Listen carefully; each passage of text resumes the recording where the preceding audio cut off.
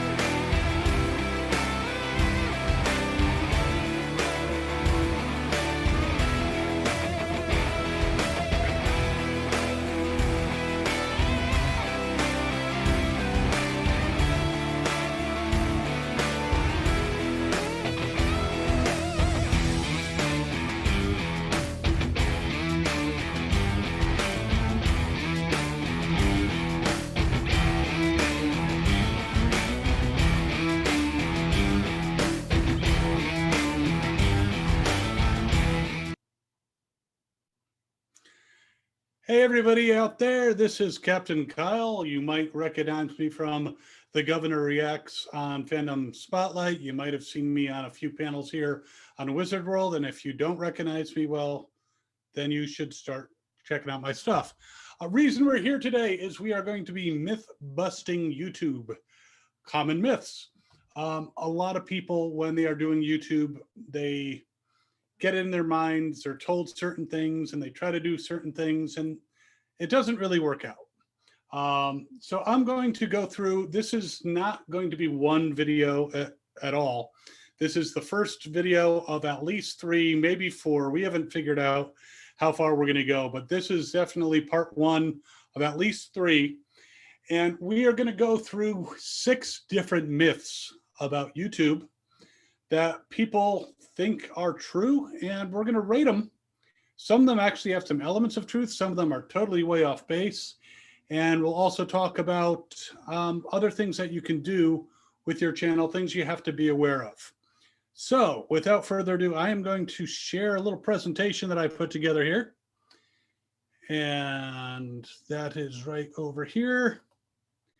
Hopefully everyone is seeing my Myth Busting YouTube Part 1 title screen. I made it myself. Hold the applause. Okay, so a little bit about me. I am Captain Kyle. That's my cosplay name. I started as a cosplayer.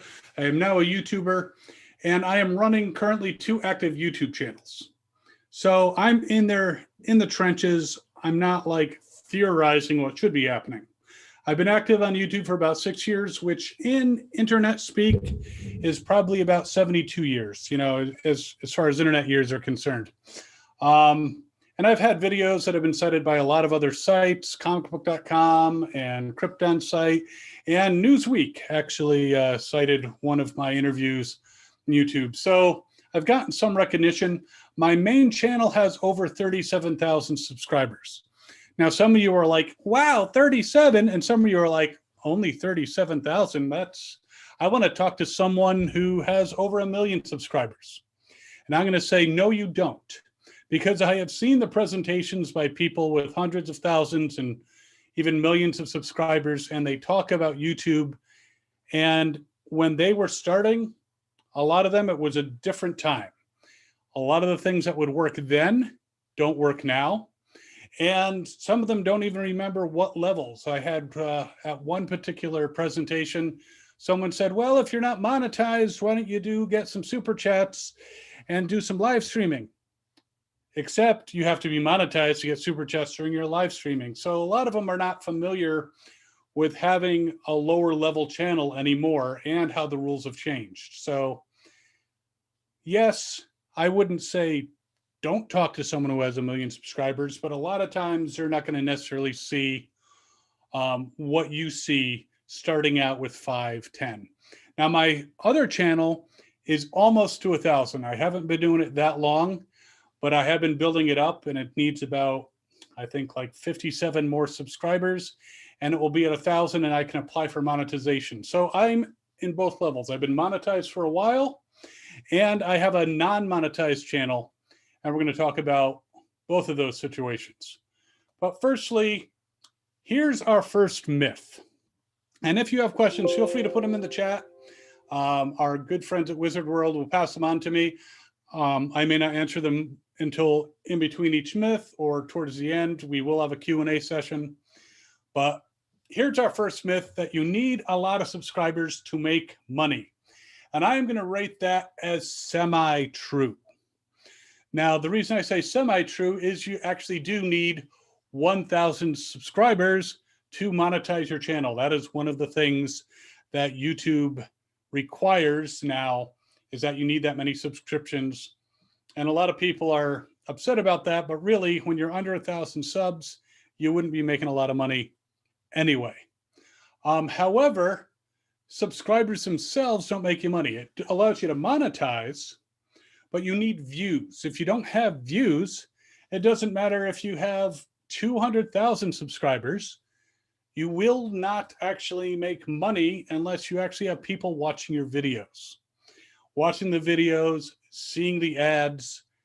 Otherwise, I've actually seen, and I say 200,000 subscribers because I've seen a 200,000 subscriber channel and got a glimpse behind the scenes at what they were getting for views, and they were getting very few views. A lot of their subscribers probably subscribed a long time ago, don't necessarily watch, but they're getting so few views that they're not really making a lot of money. What's really important is CPM, which is cost per mil, RPM, that's revenue per mil, and views. So cost per mil is how much money you get per 1,000 ad exposures on YouTube. So that doesn't necessarily mean 1,000 views, because even when you're monetized, not every single view of a video is going to necessarily show an ad. Or some of your videos may actually show multiple ads. So that's cost per mil, or 1,000. It comes from mille, which is French, if you are into the French, just so you know where it comes from. But it means 1,000. So cost per 1,000, that is per what actually, what ads actually show on your channel. Revenue per mil is actually a little bit better, because it says out of 1,000 views on your channel, how much money do you make on average? And that counts the fact that not every single one of those views has an ad, and some have extras. So revenue per mil is important, and it's a little easier to understand. So if you're making revenue per mil of $2, then every 1,000 views you get $2. If it's $5, that's even better. Every 1,000 views, you're making roughly $5. So that's great. But it's views that are important. Again, subscribers are there to actually get you views. When you put out a video, your subscribers know that you put out a video. Some of them get notifications so they can come right away. Some of them look at their subscription feed and they see, oh, George just put out a new video, or Martha put out a new video. Why did I choose Martha? Martha. And so they watch Martha's video, and that actually helps launch the video. One thing that happens is the more views you get on a video, the more YouTube says, huh, people like this video. Let's actually show it to other people. The more views and the more watch time. So if people click on your video and they click away in 10 seconds, it's not as good as if someone clicks on your video and they click away in 10 minutes. If a lot of people are watching your video for 10 minutes, YouTube says, people like this. We want people to stay on YouTube. And if they like this video, we're going to spread it to other people. So the more views you get, the more views you can get. It's like a catch-22, but the subscribers are there to get you views. If you don't get views from your subscribers, those subscribers are not helping you. They're lame duck subscribers. But if you are not monetized, a lot of places will tell you, you'll see this, that you can make money through affiliate programs, through Patreon, sponsors, all this stuff. And yeah, that's great. However, if you don't have a lot of subs, if you don't have a lot of views, then affiliate programs are not going to get you a lot of money. They can get you some. I have two channels currently right now. One is called Fandom Spotlight that has over 37,000 subscribers. It gets thousands of views a day. You know, it's bringing in money and a lot of people are watching it. My other channel, Toy Spotlight, doesn't get nearly as much traffic and it's not monetized through YouTube, but it does have affiliate links and I might make $20, $25 a month from that channel. It's not a lot of money. Is it money? Obviously it's money. I'm not going to turn it away, but it is very difficult if you're only getting a few hundred views a day to turn those affiliate links into a lot of money, unless you're very lucky. But you can make some money through affiliate programs. Patreon, a lot of people say, oh, just form a Patreon. That's great. But if you only have 50 people who subscribe to your channels who are fans, out of those 50 people, how many are going to go to a Patreon and give you money every month? Maybe one, maybe two, maybe none. So you may set up a Patreon and be like, I'm waiting for the money to roll in. But if you don't have a large fan base, not every fan is going to be on Patreon and is going to give you some money. So yes, technically you can make some money through Patreon if you don't have a lot of subs, if you don't get a lot of views, but it's not going to be life-changing money. And sponsors usually look, and this is not fair, then they'll sometimes look and say, oh, well, if you don't have 100,000 subscribers, we don't want to sponsor you. Or if you don't have 50,000, or if you don't have, 500,000, we don't want to sponsor you. We want someone who has a lot of subscribers. Even if you might look at a channel that has a lot more subscribers than you and find out that they don't get as many views, most sponsors are going to look at that. So can you get a sponsor as a small channel? Yes. But it's very rare. You have to be very lucky. You have to work with them. They have to see something in you, and you're probably not going to get, $1,000 a video. They might be like, we want to work with you. We're going to give you $25 a video to start off and see where it goes. So bottom line with this myth, semi-true, subscribers are good to have, but they are not directly what makes you money. Views is what makes you money. And if you have 5,000 subscribers, but you're getting, 350,000 views a month, you're doing much better than someone with 50,000 subscribers who's getting 50,000 views a month, because views equals the money. All right, now that I've confused you with that one, let's go to the next. And one more point, doesn't matter how many subs you have if they're not watching your videos. So again, that 200,000 subscriber YouTuber that I saw featured on YouTube Creators wasn't getting a lot of views and probably wasn't making a lot of money because, hey, it's nice to see they have 200,000 subs, but if they're only getting 5,000 views a day, 2,000 views a day, then they're not making the money that you'd expect them to. All right. Myth number 2.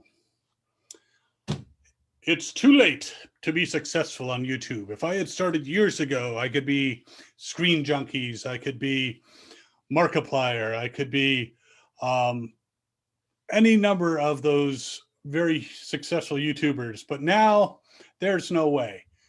That I totally rate as false. There are many YouTubers who have started in the past couple of years that are very successful at it. Some started a couple months ago and are very successful at it.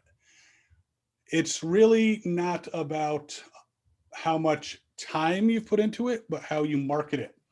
But instant success, most people are not going to get on YouTube this month and by next month have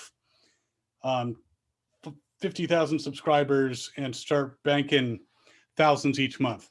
That's very rare. Does it happen? Yes, it does happen. I've seen on rare occasions a YouTuber hits it exactly right at the right time. They put out an incredible quality video that's engaging and it explodes. That can happen, but it's rare. Don't count on it. It's like winning the lotto. Practice on what you can build. If you can build it, you can succeed. If you can build a channel and it's not like pop up, I have a channel now, I'm making lots of money. You have to build it over time. And again, if lightning strikes and suddenly you put out something and it gets millions of views and you get hundreds of thousands of subscribers, awesome. But that's going to be hard to replicate. You're not going to be able to do it very easily again. Now, as long as you can grow, you'll get there. What does that mean? If you're growing, then you can eventually monetize. There are people that has taken them 5 years to reach 1,000 subscribers. I would be way too impatient for that. But you want to make sure that you are growing every month. If you are getting more subscribers, if you're getting more views than you got last month, if it's on an upward angle, you will eventually get to the point where you can be successful. What does this success mean?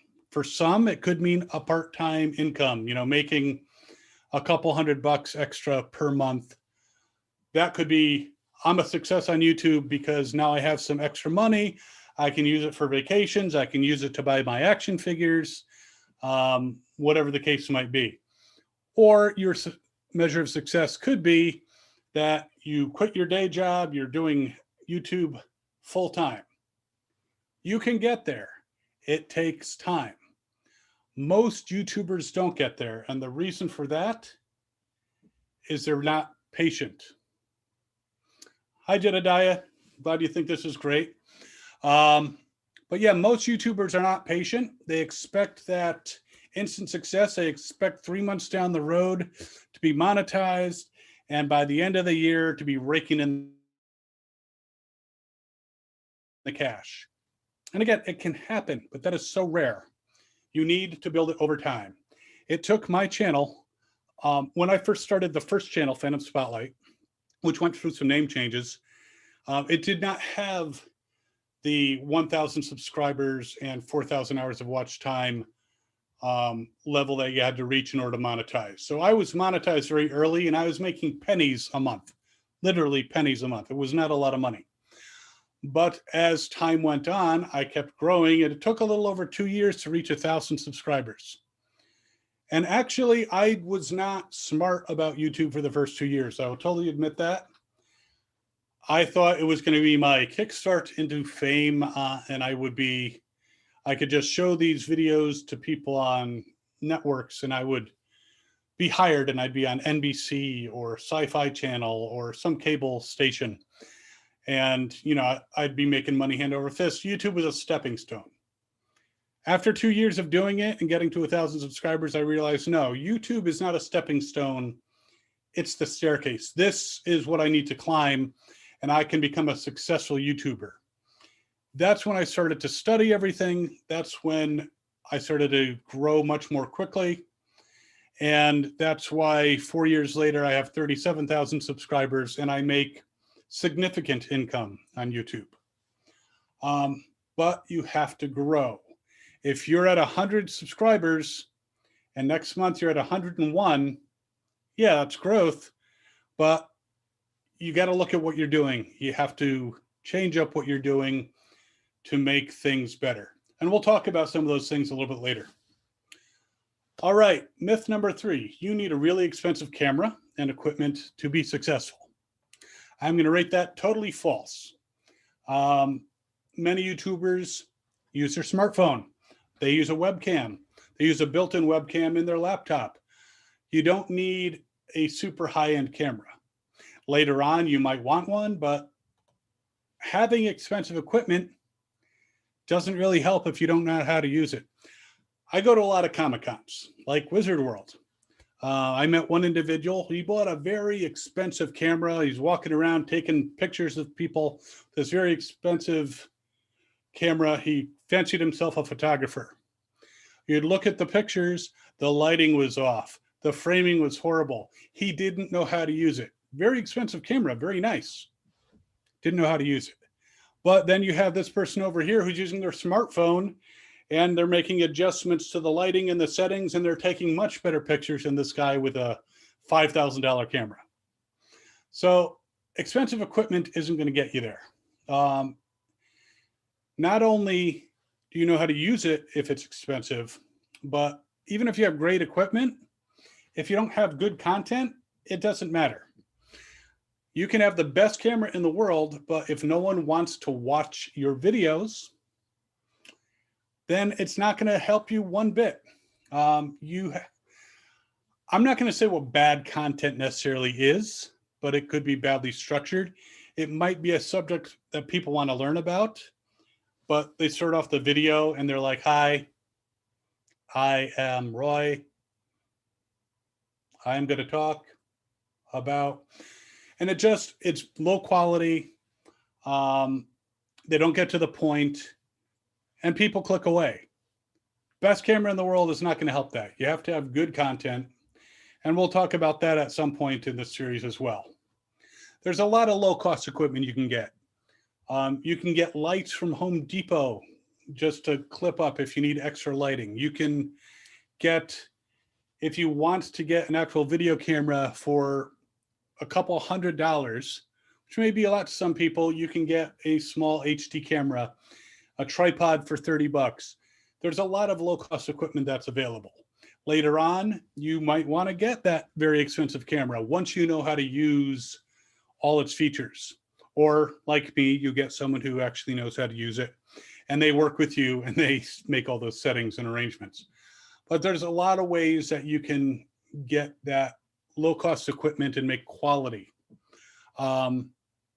Things to have are, obviously you need a camera, but you also need good audio. So you might want to get a Zoom H4n, which is a couple $100, which is a great sound recorder. Or you might want to hook up a microphone right into your laptop and record it using the software there. You might want to get different kinds of microphones for different situations. I'll talk a little bit about equipment in a future thing, but there's a lot of low-cost options. Most of the interviews that I do with these big celebrities, it's a $10 interview mic with an XLR cable hooked into an H4n, and it sounds perfect. So lots of low-cost equipment's available. Upgrade as you need it, and as it fits your budget. First of all, yes, you might eventually make lots of money from YouTube. That would be great. But it's going to take time. Don't blow your budget now trying to get there too fast with equipment. Make sure that you can afford things, save for things. If you get monetized on YouTube and start making 10, 20, 30 bucks a month, put that aside until you have enough for a better camera or a better sound recorder or, a lighting kit or a green screen or whatever you think might help. But don't go crazy. Don't make yourself go bankrupt. Upgrade as you need it and as you can afford it. So that's myth number 3. Biggest myth. This should have been number 1. It's all about luck. Everyone thinks YouTube is all about luck. Oh, this person's lucky. They just went onto YouTube And I'm going to say this is mostly false. Luck, sure. Someone could, again, hit the exact right time, the right exact subject. They could luck out and it goes and becomes a viral video, and suddenly they're on top of the world and they're making all kinds of money. They got all the kinds of subscribers and have all kinds of followers. That is like, again, hitting the lottery. Don't count on that. It's so rare that luck plays a part. Now, some people look at someone and say they're lucky. But what the person actually did was they did some research. They saw maybe trending topics.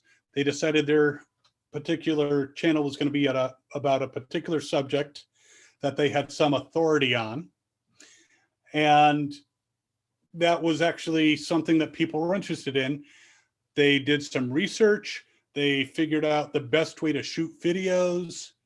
There's lots of videos on YouTube about how to shoot good videos.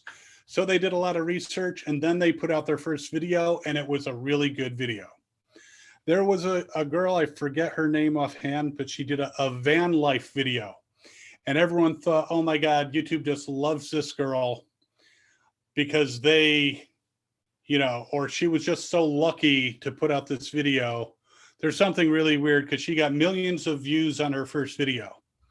And I'm like, I'm not interested in van life, but I'm going to check out her video, see what she did. And I started watching, and I ended up watching the whole thing because it was engaging. It was fun. She had charisma. She had presence. She changed camera angles. It was so well done of a video that I'm like, yes, of course, people watching this are watching the whole thing. And then YouTube says, oh, people love this video. We're going to promote it to more people. And then we're going to promote it to even more people. And she went viral. But a lot of people said, oh no, it was luck. She was lucky. No, she did a great job. I mean, did it help that she was an attractive young lady? I'm sure that was a factor, but there's a lot of videos from attractive young ladies out there that don't do as well because they weren't put together as well. It was a great video. Just look up van life. It's got millions of views. Janine something. I didn't actually subscribe to her channel, but I can see why a lot of people did. Don't worry about luck because you can't control luck. Worry about the quality. That you can control. The more quality you put into it, the better it is. And we're going to talk about what quality is in a bit. All right. So next myth is you don't need a description or tags. I'm going to rate that a half truth. Half because you don't really need tags, but descriptions are actually very helpful for YouTube search. If you put in a very good description with keywords near the front of it in recognizable sentences, that will help you in rankings for search. Search is a great way to bring in traffic. So yes, use descriptions. Now there are some super popular YouTubers out there who don't bother with descriptions because, well, they have a huge audience. They have millions of people. They could be putting up a video about watching paint dry and people will watch it. They'll get 100,000 views in a couple hours.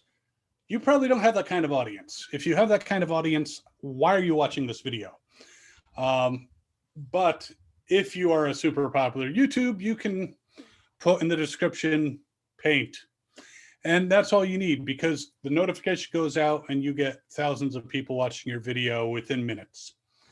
But when you're starting out, you don't have that audience. So put in a description. I like to put in a very detailed description. And then near the end, I know a lot of people will put, please follow me on Twitter and Facebook and Instagram. And they put all their social media stuff. Great.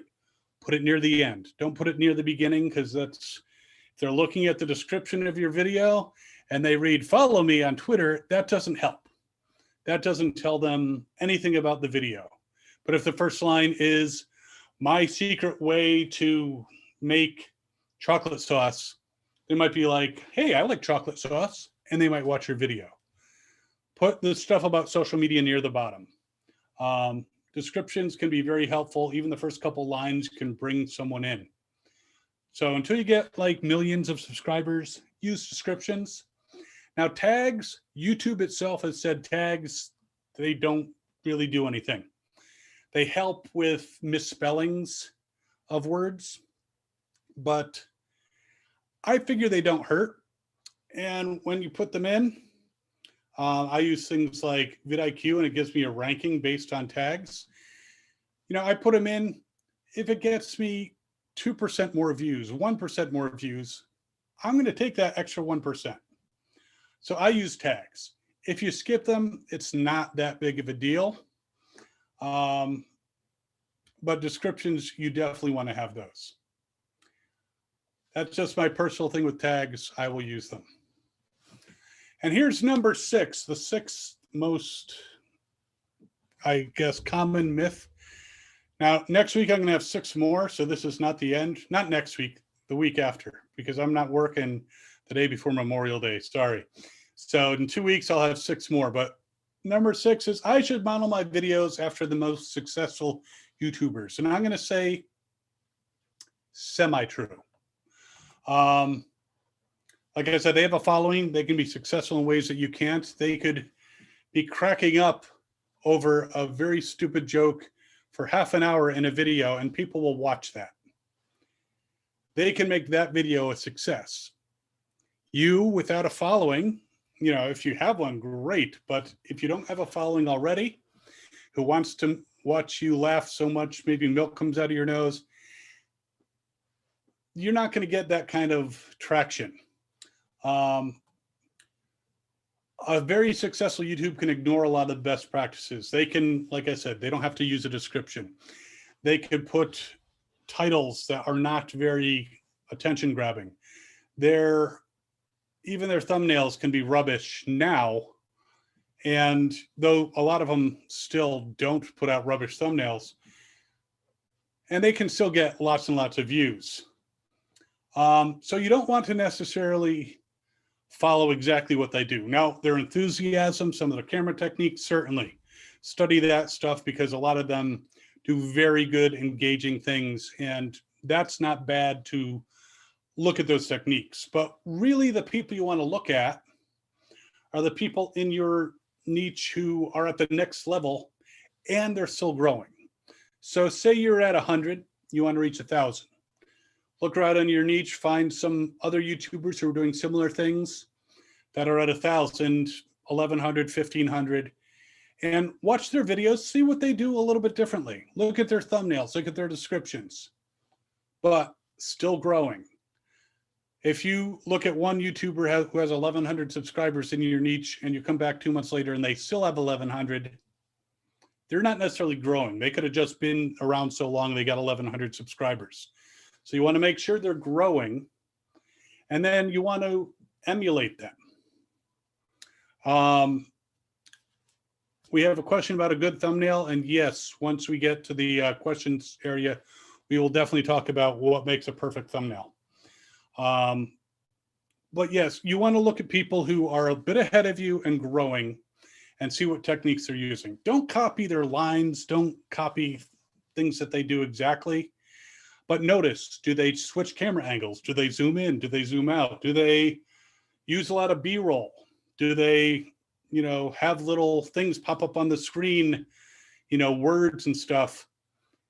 Those might be some things you might want to do, similar things you might want to emulate. Don't copy them outright, but no one has a copyright on popping up with, you know, graphics on the screen saying, oops, or my bad, or whatever.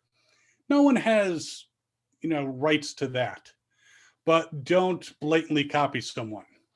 Don't create Pitch Meeting 2 and try to be the next Ryan and talk to yourself and pitch meetings and copy his content exactly, because you're probably going to get a lot of heat for it, and you're not going to do it as well as him. So, but notice that what he does in his videos is he keeps them moving. Notice there's not a lot of dead air.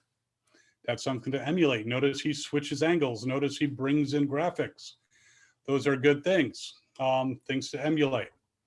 So, and then once you get over 1,000, look at someone who's over 10,000 and see what they're doing. because each level is going to have its own challenges and its own ways of growing. All right. Couple words to the wise, then I'm going to get to that question. It takes a lot of elements to be a successful YouTuber, not just one. You're talking about a perfect thumbnail. Having perfect thumbnails or great thumbnails is a great thing, but it's not the only thing.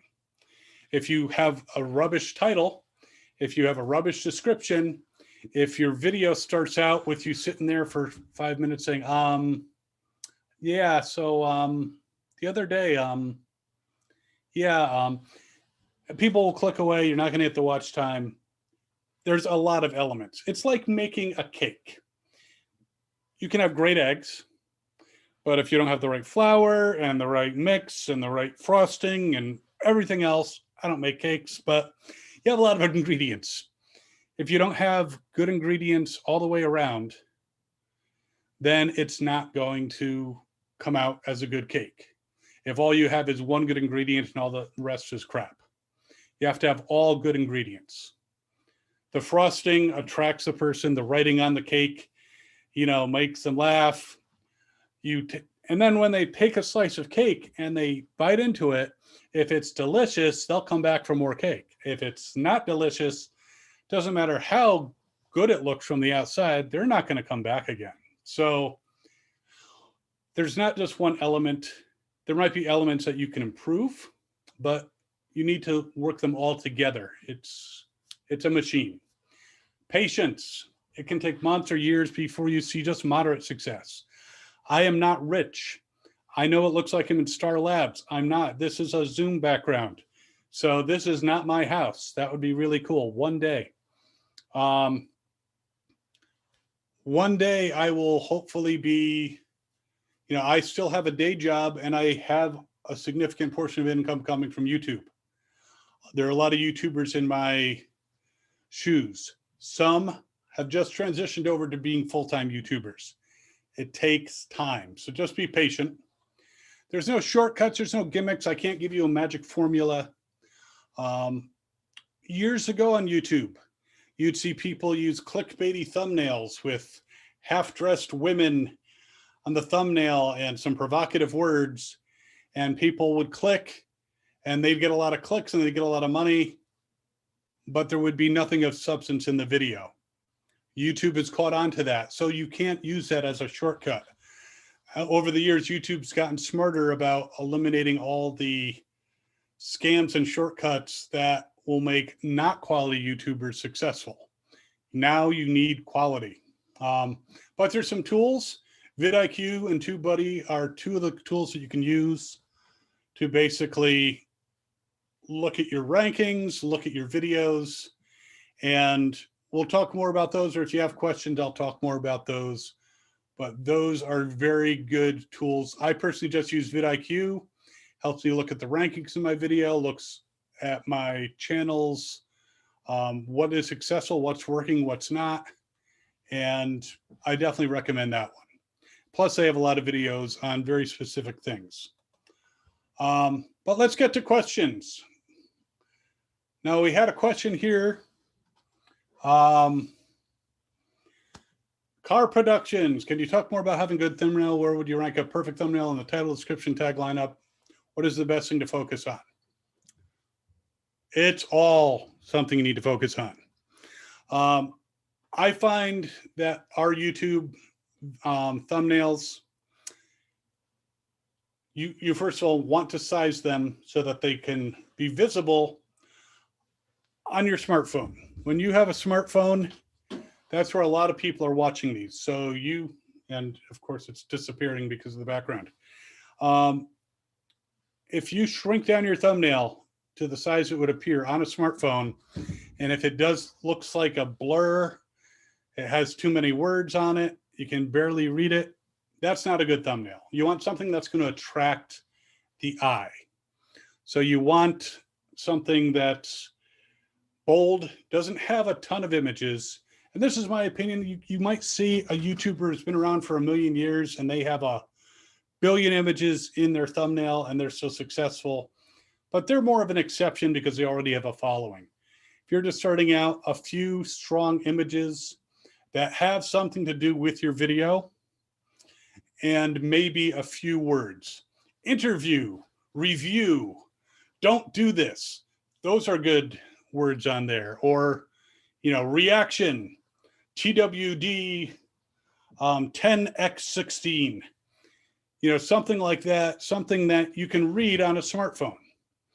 The thumbnail's going to catch the eye, but then you need a title that actually says what it is. Like, it can be very to the point, like Walking Dead reaction episode 10x16. That tells them exactly what they need to know. It could be 5 horrible cosplays I wore, if that's the type of videos you do. And that horrible word draws the eye, and people are like, horrible? That's awesome. I want to see these horrible cosplays that this person once wore. Or you could have something like things you shouldn't do. And people are like, things you shouldn't do? You want it to grab their attention. Grabbing the eye is the thumbnail. Grabbing their attention is that title. And if they can see a little bit of the description itself, you want the first couple words to kind of reinforce it.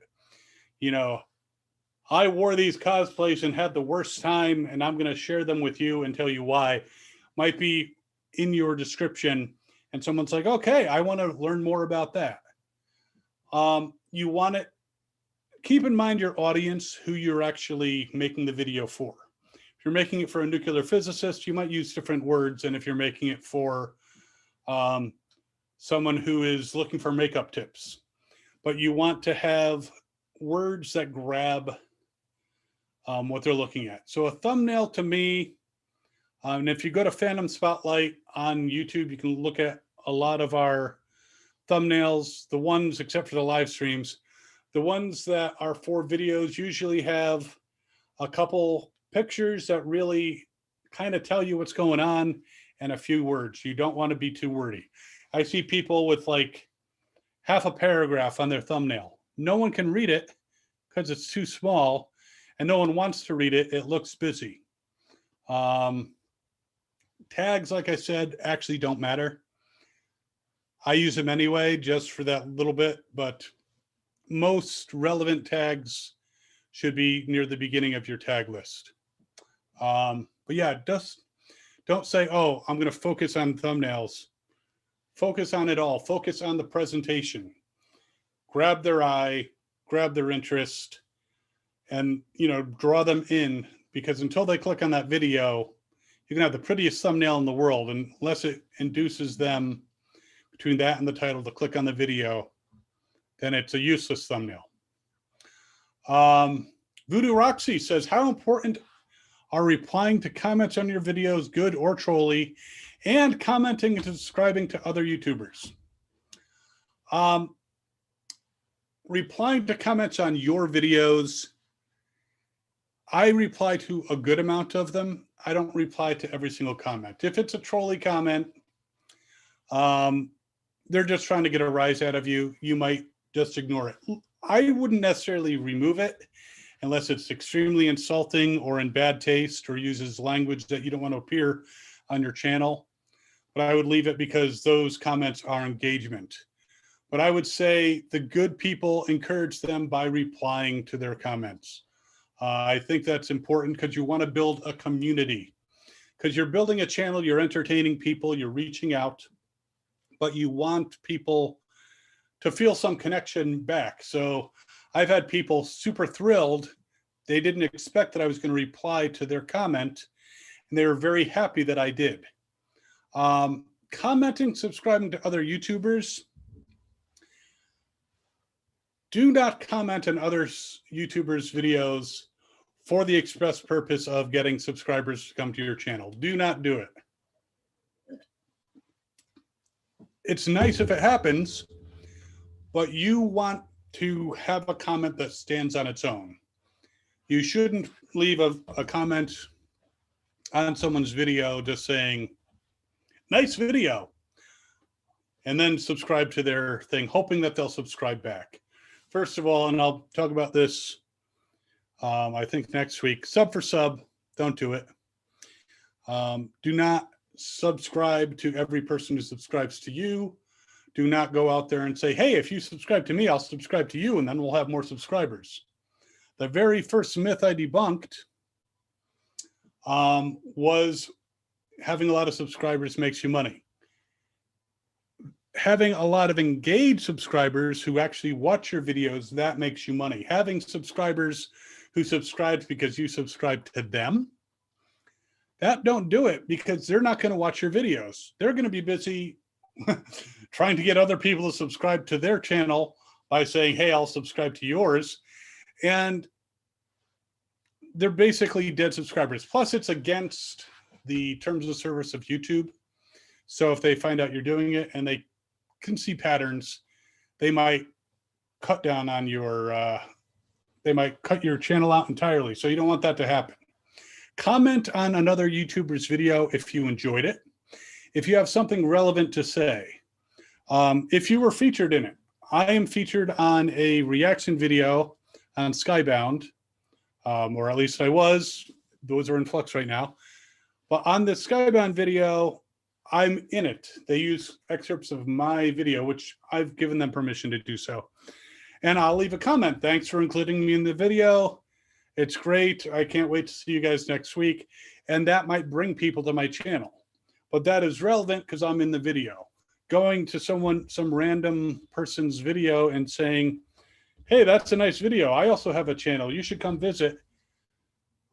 First of all, they're probably going to get rid of that comment if they see it because it's spammy. But if you're like, hey, I loved your video. I think it's really cool that blah, blah, blah happened. And, and I didn't think about this aspect. So thanks for pointing that out. Or have you thought about this? If you're going to contribute something to the conversation, then you might get some people coming to your channel and saying, oh, okay, they have a channel and they might subscribe. But that should not be your goal because it's so obvious when that's your goal. So to break it down, reply to comment on your videos. But if it's really trolly, then don't even bother. I had one guy on my toy channel say, this guy obviously knows nothing about Transformers. And I could have wrote back, yo, bitch, I've been collecting since 1984. What the hell do you mean, and gotten into an argument. Instead, I said, cute, and a laugh emoji. What are they going to say to that? But comments are engagement on your video, so they're not a bad thing. And as far as commenting on others, only do it if you want to. Don't subscribe to other YouTubers unless you like their stuff. If you like it, absolutely subscribe. And you can see who subscribed to yours. Just because someone subscribes to your channel doesn't mean you should subscribe to theirs, even if they're not asking you to. If you look at their channel and you're like, I like this stuff, then subscribe. But otherwise, only subscribe to channels that have content that you like. Don't subscribe as a trade, as a deal, as an obligation, only to what you like. All right. Sergio Torres says, how often should you post? Is quantity important? Sure, you're taken away from next week, but fine. I'm going to tell you how often you should post is as often as you can put up a quality video. Now, I will say, posting regularly is good. If you post once a week, twice a week, 3 times a week, every day, that's great. Quantity is in a certain respect important, as in the more videos you put up about a topic, the more YouTube says, hey, this person knows something about this topic. They are an authority. So when people are searching on this topic, we might serve up their videos. But don't just do quantity for the sake of quantity. Quality is more important than quantity. If you put out one quality video a week, that's better than 7 crappy videos that people don't watch every week. One quality one is better. Now, I earlier talked about I have a second channel. It's almost monetized. It's almost reached 1,000. It's already got the 4,000 watch time hours. So I'm very excited to make it monetized once I get another 57 subscribers. Don't go to it and subscribe unless you like toys. It's called Toy Spotlight. And there have been times when, since I have another channel, that I've been very busy with the other channel. And for a couple weeks, even a couple months, I didn't put anything on that Toy Spotlight channel. It still grows because there's quality stuff on there. And now there's maybe 50 or so videos, and YouTube says, oh, this is a channel about toys. So people are interested in toys. We might serve them up one of these videos once in a while. So you can post in, sporadically.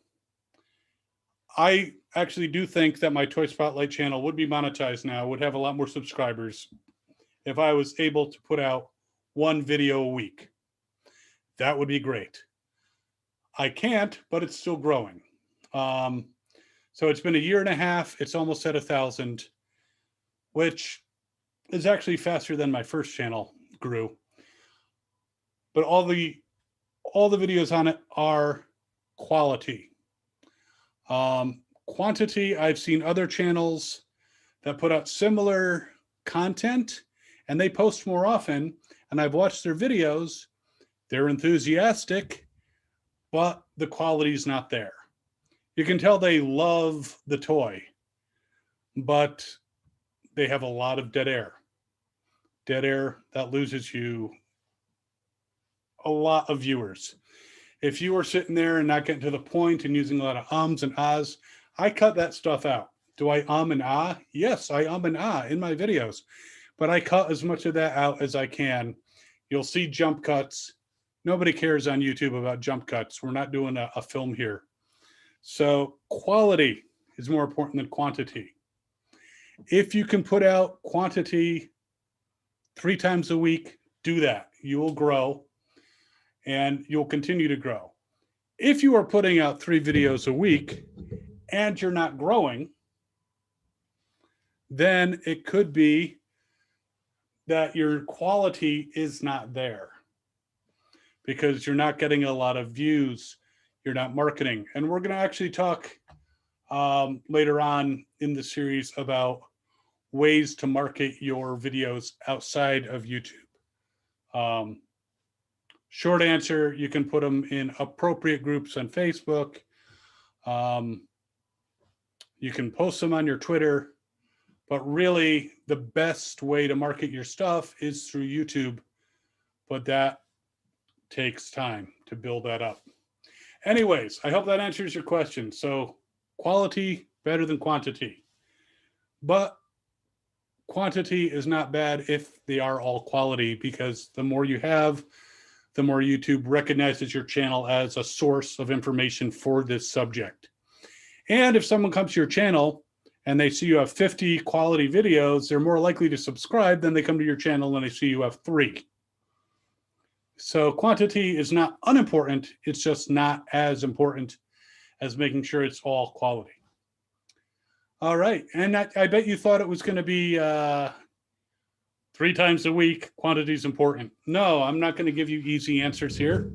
You're not actually asking me easy questions, even though you think they are. Okay. We are just about out of time. I think I've hit all the questions. I hope this helps you out. In 2 weeks, we will be back and we will do 6 more myths that people think about YouTube, and we will talk about whether they're true or not and break it down, and we'll have another Q&A session. So in the meantime, if you want to check me out, you can follow me. Actually, if you have any myths that you think, you can tweet them to me at Captain Kyle PA on Twitter, obviously, because that's where you tweet, with the hashtag YouTube Myth, and I will grab those up and we will address those in a future session. And I'll probably reply to you as well and give you my thoughts on it, but it'll also contribute to a future session on here. But that's it. You can also go to Fandom Spotlight on YouTube. You can see what we do for thumbnails, what we do for descriptions. You can watch some of the videos. Only subscribe if you like the content. Do not subscribe because, oh, I saw Kyle and I think I'm going to help him out with a subscription. You can also check out Toy Spotlight, which, like I said, has under 1,000. Watch the videos. You can see what I do with those. And hopefully it will show you some techniques that might help you. Only subscribe if you like toy content. Again, I do not want to do sub for sub. And do not ask me to do sub for sub because I will say no. All right. Thanks to Wizard World for allowing me to spout out stuff about YouTube for just about an hour now. And be sure to check them out at wizardworld.com. They have a lot of upcoming panels, a lot of coming up live streams with celebrities, and they have one-on-one sessions that you can buy. It's pretty cool stuff. And also check out the Wizard World Vault. We'll see you next time. Again, Captain Kyle with Fandom Spotlight, and everyone out there should have fun and follow your fandom.